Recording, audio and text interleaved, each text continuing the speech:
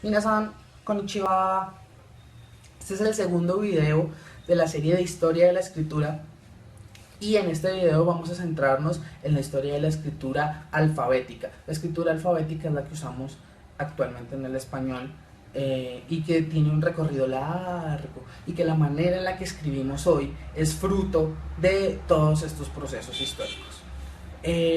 Comenzamos y retomamos a partir de la escritura de las tablas sumerias de Mesopotamia, que serían adaptadas por los acadios, una civilización que nace en el 2334 a.C.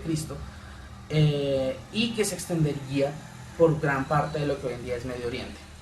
Esta escritura influenciaría mucho la escritura fenicia, o bueno, no sé si mucho, digamos, no soy historiador, no soy paleógrafo, pero sí tendría un impacto en la escritura fenicia, que se dice está estrechamente vinculada con la escritura griega. Lo cierto es que la escritura griega nace en las grandes civilizaciones de Creta, de la isla de Creta, donde nace la escritura fonética a partir de los hititas. Los hititas empiezan a difundir cada vez menos en Oriente Medio y cada vez más acercándonos a lo que hoy en día conocemos como Europa, la escritura jeroglífica. Ellos traen la tradición de los mesopotamios y de los sumerios de usar jeroglíficos y empezar a mezclarlos con sonidos, la traen a la parte más occidental de lo que podríamos llamar que es Eurasia, que es este gran continente, mezcla entre Europa y Asia, que en realidad esa frontera es más política que cualquier otra cosa. Cultural también podríamos decirlo, pero en verdad no existía en la época. Entonces serían los hititas los que traerían la escritura jeroglífica a esta parte y se desarrollaría especialmente en Creta. En Creta tendríamos tres sistemas de escritura, o se han encontrado mejor tres sistemas de escritura. El primero es un sistema principalmente jeroglífico, posiblemente heredado de la escritura hitita. El segundo es un sistema de escritura que se llama lineal A, que combina escritura jeroglífica con sonidos. Y el tercero es un sistema de escritura derivado de este segundo que se llama lineal B, que es un poco más simplificado, que también mezcla escritura jeroglífica con escritura de sonidos. Esto no es nuevo, los mesopotamios ya habían incluido sonidos, pero la característica especial de la escritura de lineal A y de lineal B es que esta vez los sonidos tenían su signo fijo, no tenían una representación gráfica o una relación directa entre el signo, entre el dibujo y eso que estaban representando. Entonces, básicamente este es el origen de la escritura fonética, porque por primera vez en la historia empezamos a hacer una pequeña incisión entre el sonido, o mejor, entre el signo, ese dibujo, esa representación gráfica, y el objeto o la cosa como la pensamos.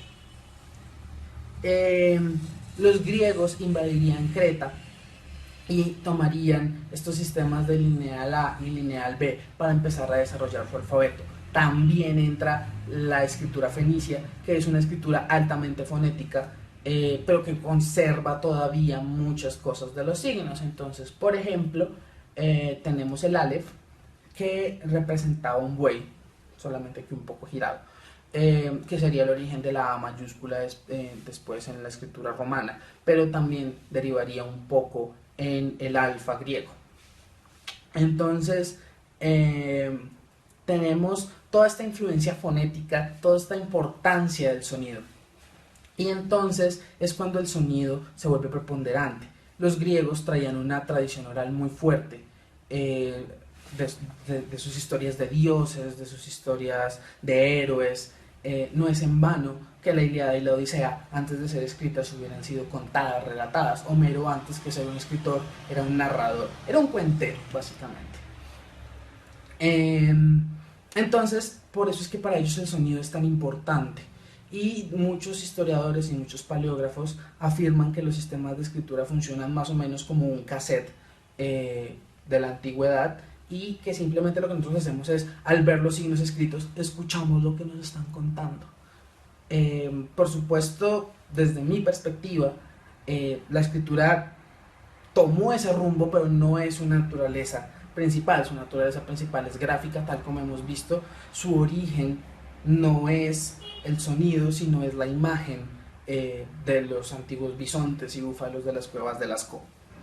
Pero bien, retomando la historia de la escritura fonética, los griegos desarrollarían toda su escritura, todo su sistema de escritura, que se parece mucho en estas minúsculas, eh, y especialmente en pergaminos, eh, y después vendría la lapidaria romana. La lapidaria romana, ¿qué significa? Los romanos, cuando invaden Grecia, empiezan a tomar su sistema de escritura, además de sus dioses, además de sus tradiciones, bueno, una cantidad de cosas, porque los romanos para la época eran más bien bárbaros, y toman toda esa cantera cultural de Grecia y la hacen suya, dentro de esa parte de la escritura fonética. Y lo que crean es lo que se parece hoy como nuestras mayúsculas. Le llamamos lapidaria romana básicamente porque se tallaba en la piedra, ¿sí? Como para las lápidas.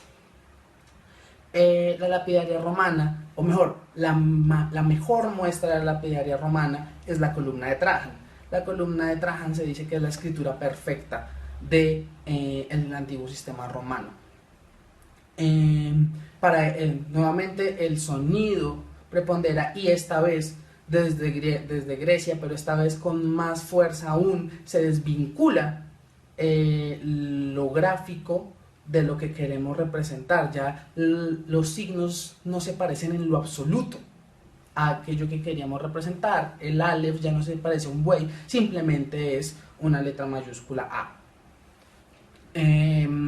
Así que bueno, empezamos a desarrollar toda esta escritura a partir de lapidaria y pincel. Los primeros graffiti en la historia se han encontrado en la antigua Roma, por supuesto con unas técnicas muy detalladas. Se dice, por ejemplo, que las antiguas lapidarias romanas primero se dibujaban en pincel y luego se tallaban sobre los trazos que se hacían con el pincel. Esto derivaría, por supuesto, en la escritura medieval. No es tan rápido, no es que la antigua lapidaria romana se dibujaba en pincel y entonces las culturas medievales la tomaron. Por supuesto que vendría, por ejemplo, todo el asunto de las invasiones bárbaras, la divulgación del latín vulgar y la mezcla con los idiomas bárbaros en la caída del Imperio Romano de Occidente. Entonces los galos, por ejemplo, tomarían muchas palabras del latín y formarían lo que sería un francés antiguo. Los españoles también empezarían a mezclarse cada vez más como visigodos que eran con sus lenguas propias, y entonces empezarían a hacer el español y el portugués. El caso de la isla de Britania, que conocemos hoy en día como Inglaterra, es un caso especial porque ellos son de tribus germanas y traen toda la tradición germana y empiezan a mezclarlo un poco con el latín. La historia del inglés es un poco diferente porque muchas de las palabras de origen latino que ellos tienen no tiene que ver tanto con la cultura de la antigua Roma, sino con la relación de tensión que siempre han tenido con Francia. Pero bueno, el caso es que todas estas culturas que después conoceremos como grandes reinos en Europa, el gran reino de Francia, el gran reino de Alemania, o bueno, los ducados alemanes mejor, los grandes reinos de España, Castilla, Navarra, Aragón, el reino de Portugal, todos los ducados y todos los principados alemanes, italianos, tomarían este sistema de escritura romano y lo desarrollarían a un nuevo nivel. Durante la Edad Media serían precisamente los monjes cristianos, católicos entre comillas, en esa época solo eran cristianos, los que desarrollarían la escritura. La siguen desarrollando con pincel y introducen las plumas de animales. La pluma de ganso, por ejemplo, entraría a formar parte. ¿Cuál es el problema de la época? Que en la época la lapidaria, esculpir, pierde sentido y empiezan a escribir en pergaminos, el papel empieza a hacerse más barato, así que además descubren que los rollos son muy engorrosos de leer, no sabes en qué parte estás. Así que se inventan el códice, que es básicamente la estructura del libro que nosotros conocemos, que es una portada, una contraportada y unas páginas interiores. y es muy fácil ubicarnos entre páginas. A diferencia del rollo, en el rollo tú no sabes en qué línea está y puedes llegar hasta la línea, qué sé yo, 4582 y es mucho más difícil ubicarte. Mientras que si a ti te dicen en la página 15 es mucho más sencillo llegar a la página 15. Así que esto haría que aunque el papel fuera más económico y fuera más sencillo de producir un códice que un rollo, definitivamente no era barato, era costoso. El cuero para forrar las tapas o la carátula de los libros era costosa, así que tenían que ahorrar en todo lo que fuera posible. Así que las letras romanas ocupaban mucho espacio. Empezamos a ver otro tipo de letras como la carolingia y sobre todo una que se vuelve muy popular, que es la letra gótica. La letra gótica se vuelve extremadamente popular porque ocupa poco espacio. Podemos escribir mucho en muy poco espacio. Cuando empiezan a desarrollarse todo este tipo de letras y empezamos a ahorrar espacio, las abadías empiezan a ganar poder. Y la escritura empieza a ser muy importante, los copistas comienzan a ser muy importantes. Para más referencia, ver el nombre de la rosa y todo el poder que tiene la escritura y el humor también, ahí de paso se ha dicho, la risa. El caso es que empezamos a ver un auge de los libros escritos a mano, ya entendidos como libros, y va del desarrollo de las identidades nacionales, va del desarrollo de los reinos, la economía, etcétera, etcétera. Y entramos en un personaje muy importante en la historia de la escritura, que es Gutenberg. Gutenberg trae o adapta la imprenta de tipos móviles que ya se había inventado en China a las lenguas y a los signos que se están poniendo de moda en la época. Por la época están más o menos de moda las letras humanísticas, por ejemplo, siguen existiendo las letras góticas, pero existe este nuevo tipo de letra que ya está entre mayúscula y minúscula,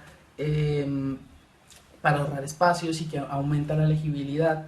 El papel se hace más barato. Así que Gutenberg inventa una manera de salir de los copistas y empezar a producir contenidos en masa. Gutenberg es especialmente importante porque a partir de ahí dejamos de escribir a mano. Gutenberg empieza a fundir tipos de metal y usa esos tipos para reproducir muchas copias. Ya no necesitamos sentarnos con una pluma de ganso a copiarlo todo y que nos tarde meses. Esta vez, en cuestión de semanas, tenemos muchas copias de lo mismo. Así que empezamos a producir masivamente, empezamos a dejar de lado un poco la escritura a mano. Es el origen de esta decadencia de la escritura a mano y de la decadencia de la caligrafía como arte en Occidente. No le estoy echando la culpa a Gutenberg de nada. El invento de Gutenberg, o mejor, la adaptación de Gutenberg es una de las mejores cosas que le ha pasado a Occidente, pero es el origen de la decadencia de la caligrafía como arte en Occidente. Y empezamos a virar hacia una separación aún más grande. Cuando los copistas de la Edad Media generaban sus libros o creaban sus libros, tenían una cosa que se llaman las letras iluminadas. Las letras iluminadas no son otra cosa que letras con dibujos. Todavía hay una relación muy estrecha entre ilustración y escritura. Con Gutenberg empieza a separarse. No es que no haya ilustraciones, sino que cada vez las ilustraciones empiezan a ser menos parte de la escritura, porque es poco fácil, es poco práctico generar tipos móviles con dibujos. Es mucho más fácil simplemente que generar las letras de los tipos, ponerlas en las líneas, fundirlas y empezar a imprimir.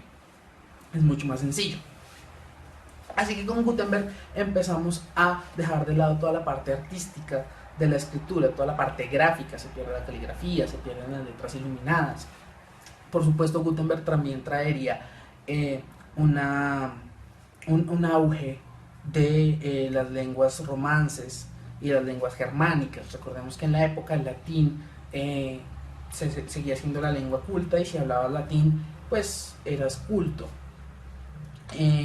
Pero gracias a la imprenta de Gutenberg se empezaron a imprimir libros en lenguas romances y en lenguas germánicas. Las 95 tesis de Lutero son posibles gracias a la imprenta de Gutenberg y traerían todos los desarrollos que a la final desarrollarían las lenguas romances como las conocemos hoy: el español, el portugués, el francés, el italiano.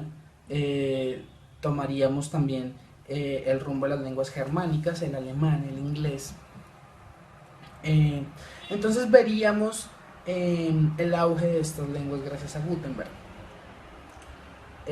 Finalmente empezamos a escribir cada vez menos a mano y empezamos a imprimir más. Con la llegada de la impresora y de la fotocopiadora empezaríamos a escribir menos. Y por supuesto, con el auge de los dispositivos electrónicos, pues ya sería, entramos ya incluso en ahorrar el tipo, la letrita fundida, y simplemente a digitar lo que estamos haciendo. Últimamente hay un renacer de la caligrafía como arte.